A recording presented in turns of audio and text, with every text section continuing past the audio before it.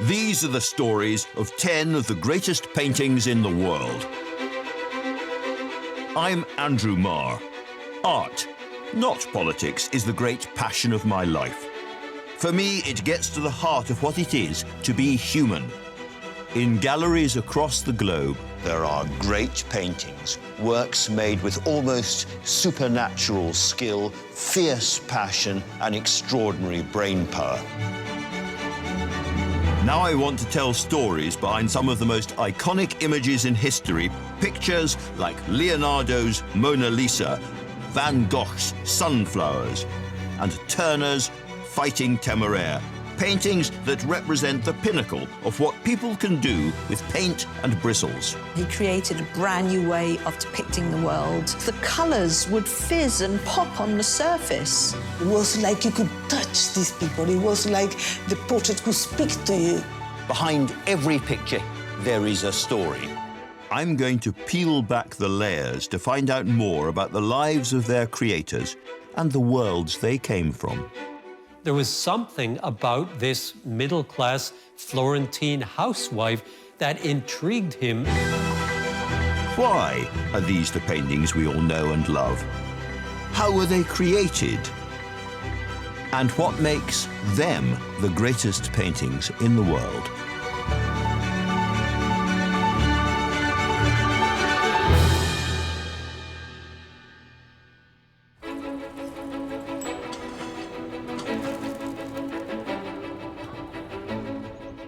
What makes a painting a masterpiece? That is, of course, a subjective judgment, but there are some paintings so important, so iconic, that they come to represent an age or a culture or a nation. And it's these kind of pictures which very often form the centerpiece of the great museums and galleries of the world.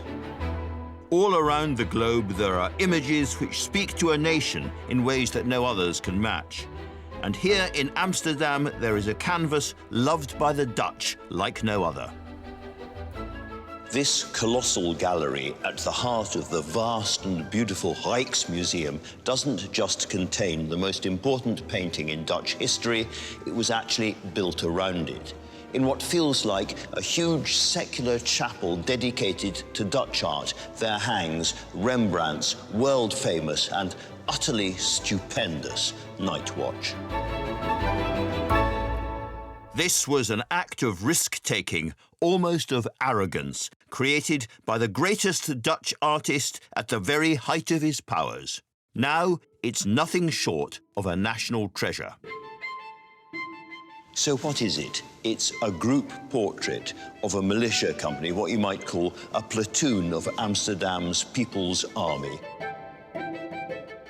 There are 16 men visible in all. We know most of their names. Right at the center with that magnificent white ruff is Frans Banning Kock, the commander of the militia, giving the order to advance. And beside him in the canary yellow is Willem van Ruttenberg, his lieutenant. All around the picture, there are different things going on. There's a dog barking, there's a young girl staring into the distance, there's a man cleaning his musket. Somebody else right in the center has fired his musket by mistake and nearly hit in somebody else's hat. Rembrandt's characters feel so alive, they could almost jump off the canvas. But if they did, they wouldn't get very far. Now, if you've been watching really carefully, you may have noticed there is a strange big glass box around it. Now, why is that? And the answer is, it is being restored, properly for the first time in more than 40 years. For your average masterpiece, any major restoration would be carried out as far away from the prying eyes of the public as possible. But the Night Watch isn't average, it's not allowed to skulk or to take time out.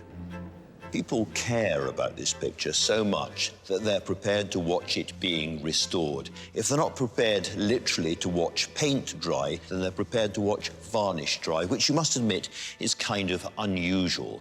So what is it about this collection of rather chaotic, strutting, striding, would-be unprofessional soldiers from another age in their impressive collection of strange hats and weird party clothes that gets so many people so emotional, so committed? It's a mystery that spans more than 300 years, takes in an artist's triumphant rise and tragic fall, and almost sees the Night Watch forgotten forever. This painting's story begins in a period of unrivaled creativity in Dutch art, made by new money and cutthroat competition. The Netherlands in the 17th century was a very, very particular environment because it had this growing, flourishing art market. You could buy a painting just for your weekly wage. And paintings were sold at markets, you know, alongside kitchenware, chickens. So these weren't just objects for the extremely wealthy, but anyone could own works of art. This was a world of unequaled artistic production. Make it new, make it fast, make it different, with groundbreaking changes in technique, perspective and subject. Born in July 1606, Rembrandt had arrived into the Dutch Golden Age. Rembrandt was born in the Dutch town of Leiden, which is about half an hour away from Amsterdam. And he was born in a pretty kind of bourgeois family. His father was a miller, big family, lots of children. They managed to afford to send him to the local Latin school, so he learnt languages, he learnt about religion. But there was really only one thing that interested the young Rembrandt. His itch, his instinct, his determination was to be an artist. And at 14, he began his apprenticeship.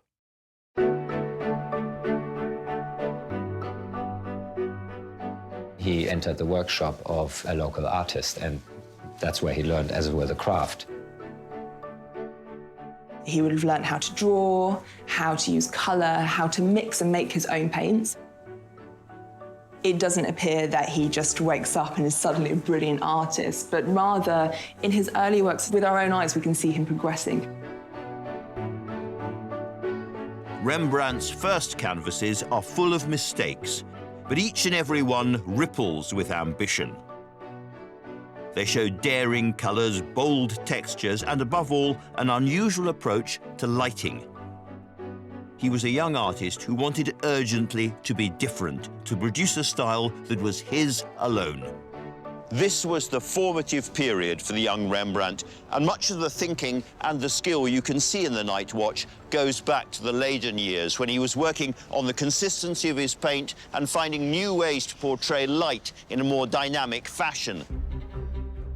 His early masterpiece from that period, Judas Returning the 30 Pieces of Silver, is spectacular because it is all about creating the drama of the scene and emphasizing the drama through very dramatic lighting. Also, when you look at his very early self-portraits, there is one where almost his entire face is in shadow. It was this painting, created when Rembrandt was in his early 20s, that put him on the map. No one had painted themselves in quite the same way before. This was one of the first of more than 80 self-portraits Rembrandt would create across his lifetime. And it brought the young painter to the attention of some of the most influential art brokers in the area. But soon, even his hometown wasn't big enough to contain Rembrandt's ambition. What this single-minded artist had wanted from birth was to stand out, and for that, he'd have to try himself on a far bigger stage. There's so much opportunity in Amsterdam. Those most prestigious commissions, those were to be found in the big city. If you really wanted to get big-time clients, then you had to go to Amsterdam. That's where the riches really were. Rembrandt moved to a studio in Amsterdam in 1631. To put it simply, this aspiring young painter was following the money.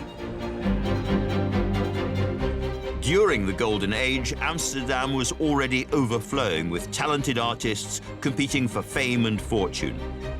Joining them, Rembrandt was making a supremely bold move that would put him step by steady step on the road to the Night Watch.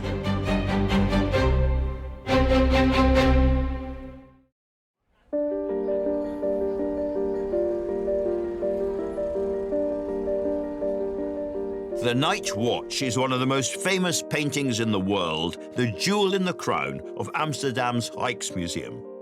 And it's easy to see why. This is a canvas bursting with life, brimming with stories and hints of intrigue, one of which is the identity of a half-hidden face only just emerging from the shadows. Now, of the 34 different people in the picture, there is one who technically shouldn't be there at all. He's absolutely dead center, right up towards the top. A very, very distinctive snub nose, a little round, inquiring, slightly cheeky eye.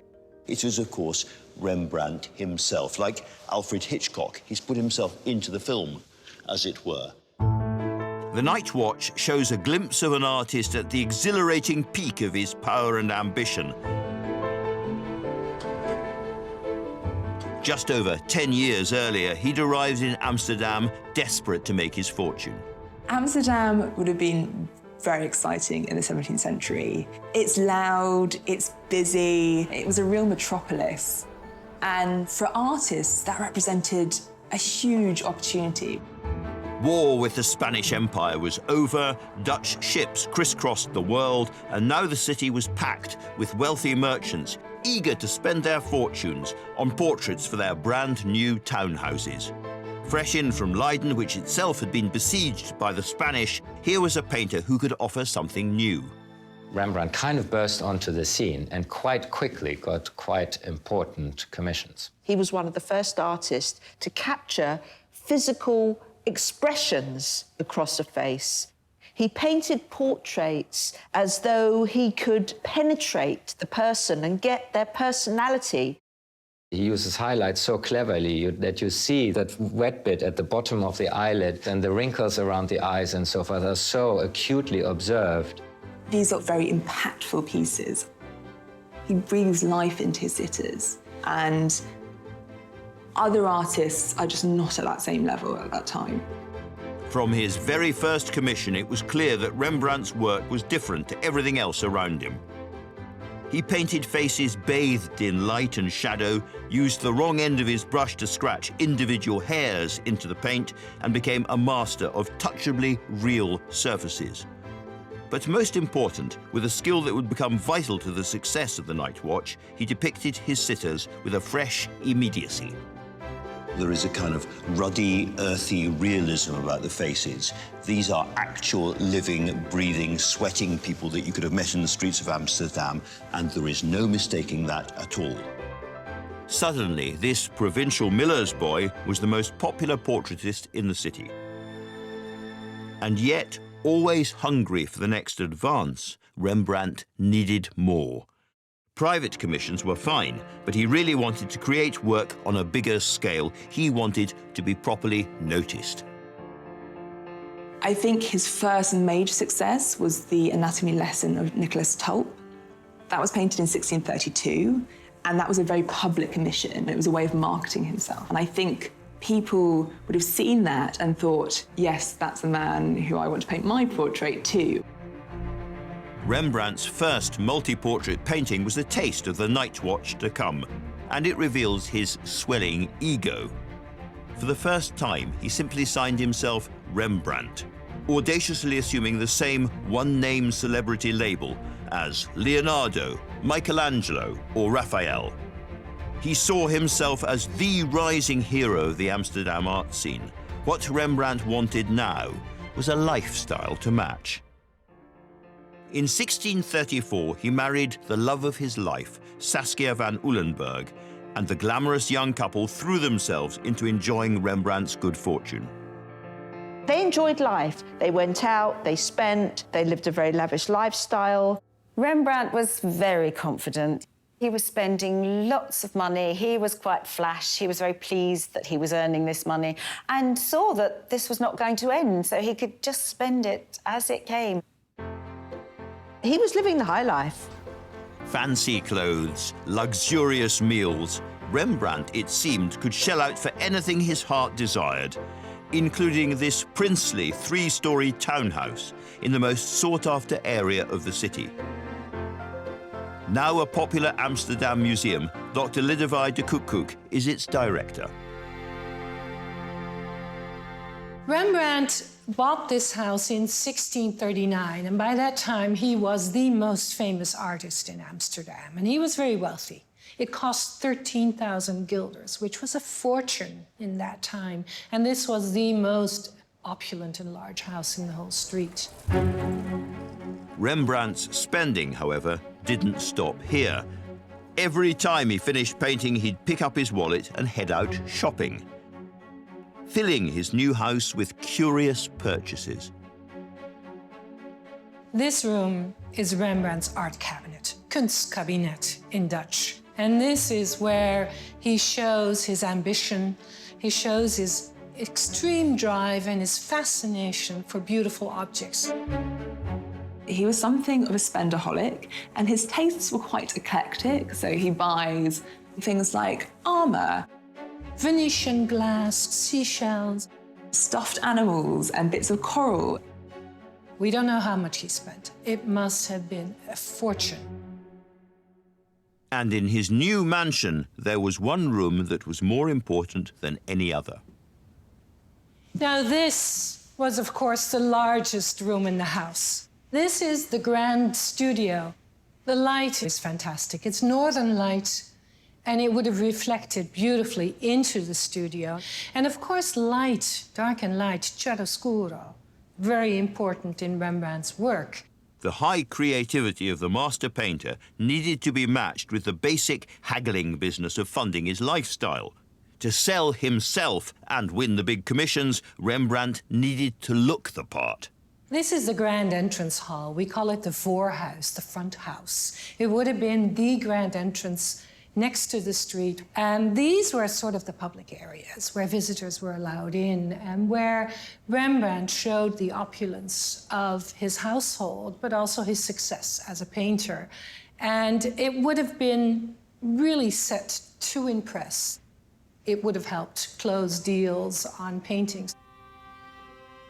It's most likely to have been here that in 1640, after almost a decade working in Amsterdam, Rembrandt was approached for his biggest commission yet, the Night Watch. So the Night Watch was commissioned by the Kloveniersdolen, which was the headquarter of the Civic militia, and they commissioned it for their Great Hall. The Civic militia were close-knit groups of citizen soldiers, a kind of dad's army standing by to protect their communities from Spanish attack. And the way their portraits were captured was a tradition unique to the 17th century. For years, they'd been painted by the most established artists of the day in a similar style, the men dressed up in their finest clothes, arranged in a simple line like a school photo or a bizarre bus queue. But in 1640, when the group from District 2 decided to commission their portrait, rather than go with a reliable regular, they turned to Amsterdam's edgy celebrity, even though Rembrandt had never tackled anything like this before. Carla Ohers is an expert in art history. They were vain men. They wanted the portraits to be done by a famous portrait painter. Rembrandt in those days was really like a superstar. So they were commissioning their group portrait with him because they wanted to have their portrait done by a famous artist. The company leader, brash enough to put his portrait into the hands of the radical young Rembrandt, was pink-faced, red-haired Captain Frans Banning Koch. It's a name I think every Dutch person knows because he is the main character in the Night Watch, the head of the Civic militia group. He was in charge. As tradition decreed, Banning Koch would have wanted his expensive commission to capture his men as war heroes, even if the reality was somewhat different. Originally, they were defending the city in times of war. So in that period, the war against Spain. But when Rembrandt was doing the Night Watch, the Spanish troops were gone. My opinion, they were not real soldiers anymore. There was a sense of nostalgia. The Dutch people were very respectful towards them and grateful towards them for what they had done in the past. But what was there left for them to do? They were, in general, rich, important people. We know about them as Old Boys Network, a sort of Rotary Club or Lions Club. They were quite well known because of their, well, gatherings in which they were drinking and eating and maybe gambling and giving each other good positions within the society. They may have done more networking and drinking than fighting, but the importance of the militia was still deeply ingrained in their communities and their minds. This was a young country which had just freed itself from the Spanish Empire by fighting. But Rembrandt couldn't bring himself to copy what had come before him, even if radical reinvention would add extra difficulty to an already tricky brief. You have to paint anywhere between 10 and 20 guys, but that makes for a really boring composition if you have to just to line them up. So the challenge for the artist really was to turn this into an interesting composition where you have the impression that they maybe interact with each other, that they talk to each other, but they also all have to look at the viewer in order to be recognized. So it seems like an almost impossible task. This was why most artists responded with a traditional, simple arrangement. Even then, there were added complications.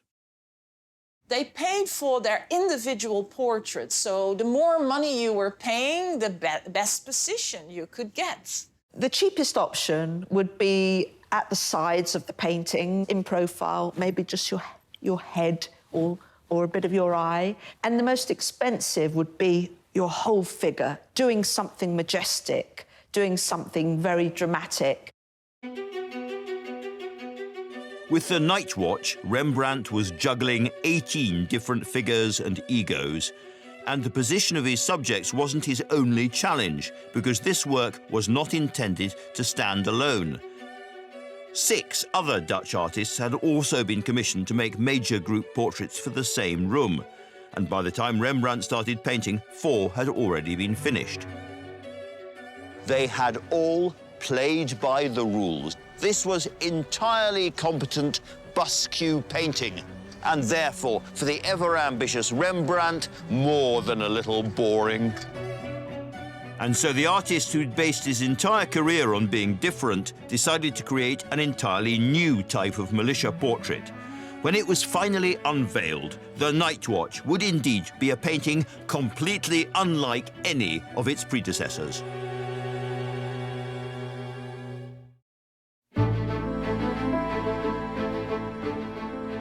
In 1640, Rembrandt began work on a painting that would come to define him, the Night Watch. This was the only civic militia portrait he would ever produce, but true to form, Rembrandt scrapped convention, instead taking the biggest risk of his career. What Rembrandt did, which was very different, was to place his figures as if they're in an actual battle. It actually looks like they're about to go to war. And he constructs a narrative around them. He presents what is a portrait more like a history painting. That had never been done before and was completely game-changing.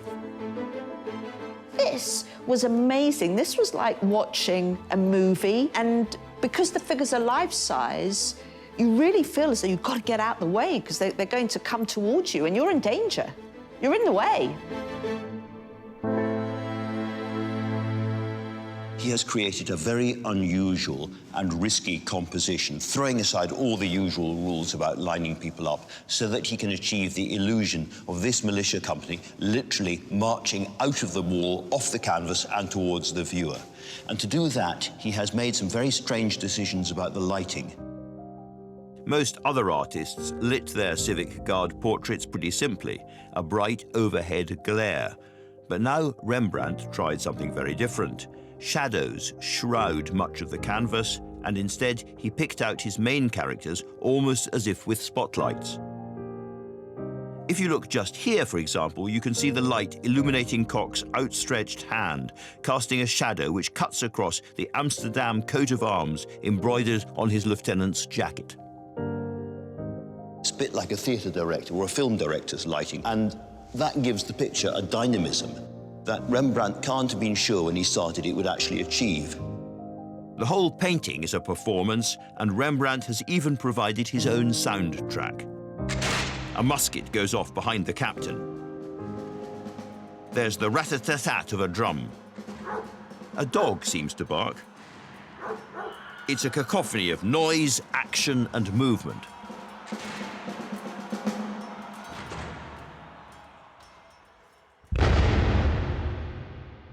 And here is the final, almost ludicrous risk that Rembrandt is taking with this picture. This is a militia. These are would-be soldiers. They are men who want to be remembered as soldiers, dangerous men, except that this must be the least dangerous, least lethal, least threatening group of so-called would-be soldiers in the history of art. They are ridiculous. One's firing his gun by mistake, all their weapons are pointing in different directions, and their mascot girl is laughing at them. Rembrandt is telling a story, but it's not the story that militia expect. It is an entirely different story. And it was one he had to tell carefully in order to tread a fine line between honour and insult. This was a far from straightforward painting to complete, and for nearly 2 years Rembrandt worked on the canvas relentlessly. In July 1642, the Night Watch was finally finished, and with great expectation installed in the militia group's Guild Hall. I think it's fair to say they were in for a surprise. It wasn't what they expected at all. You know, they didn't know how to react to this drama. Are they meant to laugh at it? Are they meant to be aghast at it? Are they meant to be in awe of the fact that every one of those people is captured through the expression and the personality and the stance? I think some of the sitters in the picture were quite unhappy about how they were shown because they did not get the prominence that they had expected. But it must have been admired because it was immediately put on the wall. Rembrandt was paid for it in full, and the head of the Civic Guard had several copies made for himself to have in his own home and to give to friends. The Night Watch may have been unveiled to a mixed reception, but no one could deny that this was daring, unique, bold. Rembrandt had taken a huge gamble, and he'd created something extraordinary. Everyone could see that. But now, just as Rembrandt triumphed artistically, disaster befell him at home as his beloved Saskia died. Rembrandt really loved his wife Saskia. That was a period of great melancholy for Rembrandt. He was devastated when she died. Commercial success seemed to mean so much less without Saskia to share it. A year before, she'd given birth to the couple's only surviving child, a boy they'd named Titus. And now Rembrandt faced raising his son alone. But his time of disaster wasn't over. After the Night Watch, which really represents the peak of his career, Rembrandt's career goes into something of a decline. In the decade that follows, his commissions significantly decrease. Public taste changed. People wanted a little less brown, something more fashionable, something more frivolous, what they considered to be lighter, brighter paintings. And I think Rembrandt couldn't or didn't want to keep up. For the first time in his working life, Rembrandt was out of fashion, out of commissions, and therefore, pretty soon, out of money. Rembrandt continued to spend extravagantly even after his fortunes were in decline. And eventually, in 1652, his creditors said, "That's enough, we're calling in our debts." And Rembrandt couldn't cope. Eventually, he had to sell his house and possessions at auction and was forced into bankruptcy. Rembrandt had to move from the big house he'd bought with Saskia in Amsterdam to a very rough part of town where he lived for the last 13 years of his life. The man who'd once been Amsterdam's richest painter now cowered in the city's shadiest suburb. It had only been a handful of years since he'd produced his masterpiece, but his life was now unrecognisable. It was a real fall from grace. In order to recover some of his debts, he's even forced to sell Saskia's tomb in 1664. That must have caused him great melancholy and trauma. She was the love of his life. Rembrandt's livelihood was hanging by a thread, and yet, wrinkle by wrinkle, failure by failure, he magicked disaster into triumph, The realism he'd brought to Banningcock's men now applied to his own aging features, creating what are now seen as his most moving work.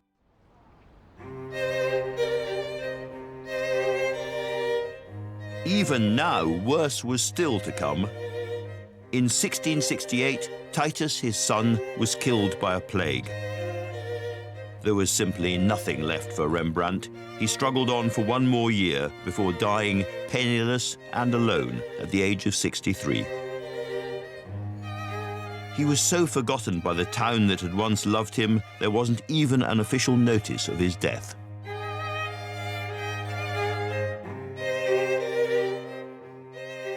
In spite of the fame Rembrandt achieved in his lifetime, he was buried in a pauper's grave. So it's an unmarked grave, and it doesn't exist today. You can't find it. All that remains of his final resting place is a plaque, erected in 1909 in the Westerkerk Church, acknowledging his forlorn death.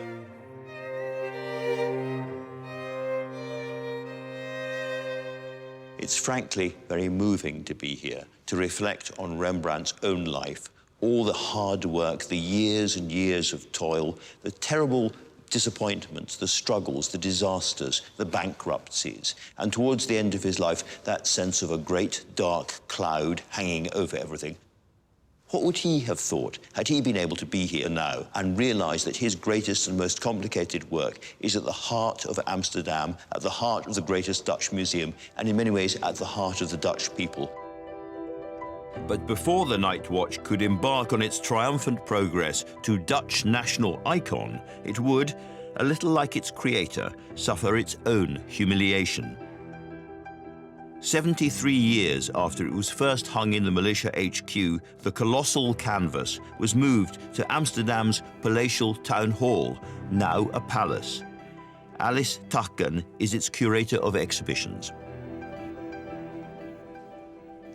So this is the room where the Night Watch was hung in 1715, when it was taken from the Kloveniersstoelen to here.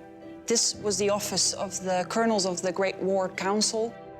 But in bringing the Night Watch to its new home, the officials faced a rather tricky problem. The Night Watch was placed in between those two doors behind me. The problem was, though, that the space between the doors was too small. So they took the pragmatic route and cut it down on all sides. In what must be one of the most brutal truncations in art history, Rembrandt's glorious Night Watch was chopped down to fit its new home. We know what was lost on the Night Watch because of a small-scale copy made by Gerrit Lundens. The portions that were taken off were actually essential to understand the painting. So what we see on the copy is that the guard company is passing through a city gate and over a bridge over a canal. So that makes it very logical that all the people are moving. So they cut off about 2 feet from the left, which took off a couple of people, and it cut off an area at the top, which meant that all the wonderful perspective and the archway and the rods and the banners, that was all not as intended.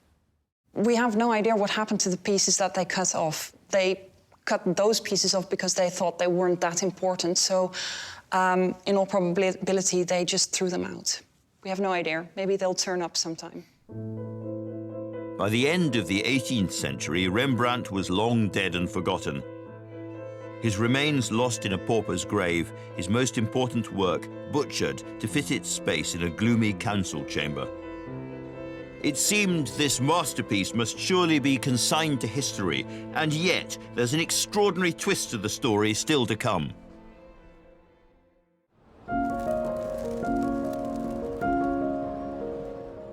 By the turn of the 19th century, Rembrandt's Night Watch, the work he'd been most proud of, the one he'd produced right at the peak of his extraordinary career, was hanging in an out-of-the-way council chamber, a fraction of its original size. But this all but forgotten masterpiece had not reached the end of the road just yet. Now, among many other things, Rembrandt was a storyteller, and I think he would have been delighted that his greatest painting, his most complicated painting, is not only valued around the world for its own qualities, but also for the extraordinary and, frankly, bizarre story behind it.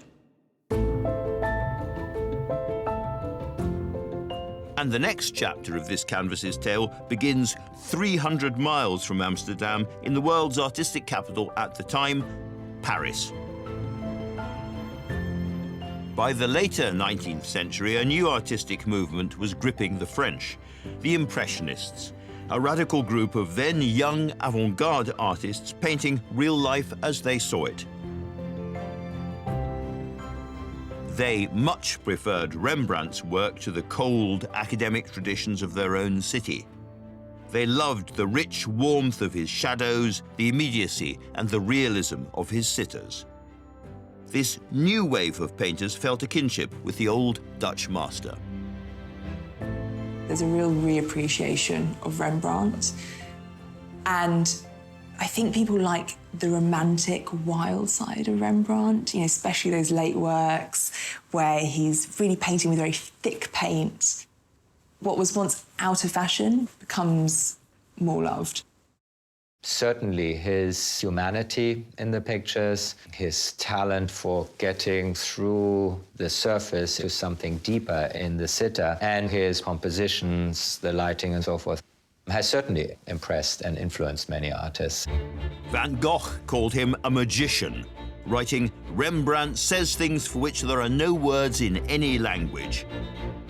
And as his status and influence soared around the world, the Dutch too began to notice. The prodigal son was, at long last, welcomed home. He was rediscovered, if you like, and then became a national icon as the archetype of Dutchness. He became the national hero. And as Rembrandt came back in vogue, so too did his most patriotic painting, a reminder of the days when the Dutch had fought an empire to found their citizens' republic.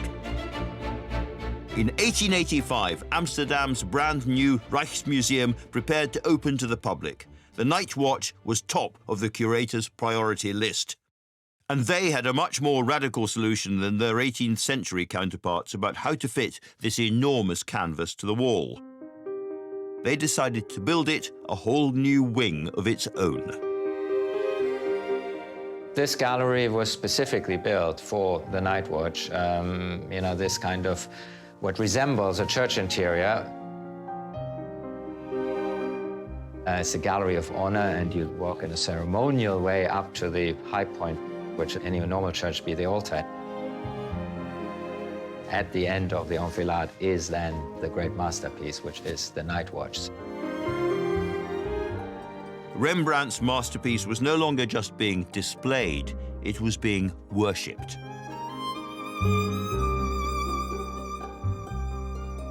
Resting in the very heart of the new National Gallery, this painting was now a national treasure.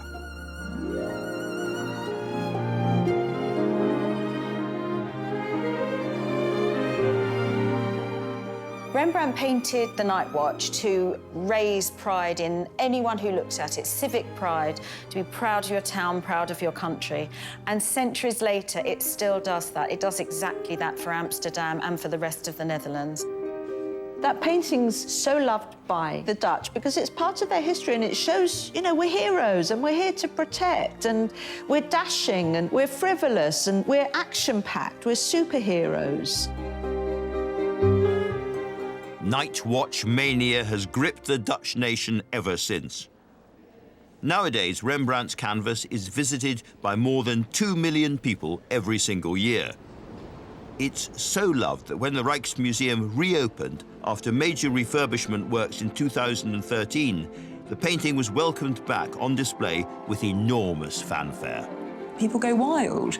The painting's paraded through the streets of Amsterdam. There's tremendous celebration. The Night Watch is transported in this huge wooden crate, and there's children there waving flags and people are throwing flowers. And it's almost like the World Cup final footballers have arrived home. And the extraordinary tributes to this beloved canvas haven't stopped there. To mark the museum's reopening, this group of actors in southern Holland brought the Night Watch to a shopping centre in a way that would surely have made Rembrandt chuckle.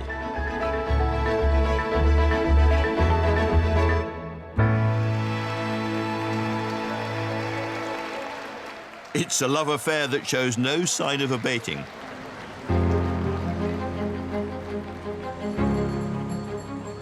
It tells a story in a way that no other painting has ever done. It tells a fragment of history with action.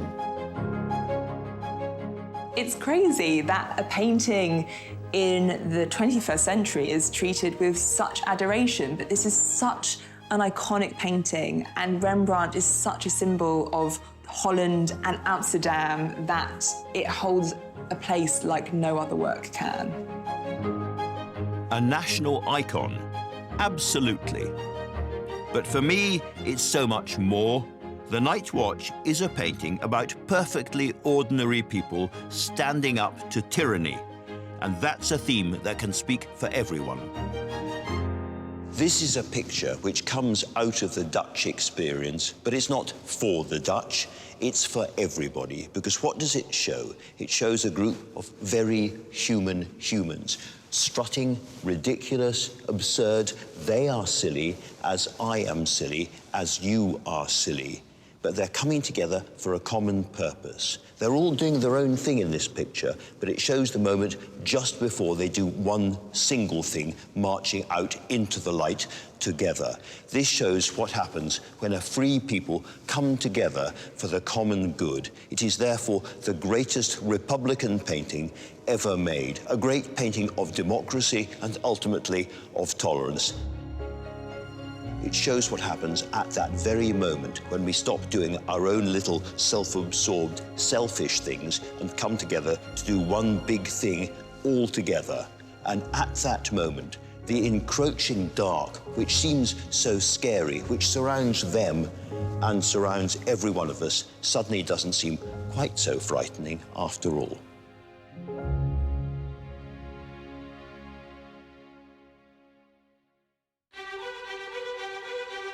Next time, Tate Britain's most popular and most haunting canvas. This is not a pretty story. It's a young woman's suicide by drowning. A painting in which life mirrored art. The fact that Lizzie Siddal did suffer whilst posing did inject that extra sense of realism. And that even inspired a grave robbing. He claimed that her hair had grown so much it filled the whole coffin. The remarkable story of Millet's Ophelia.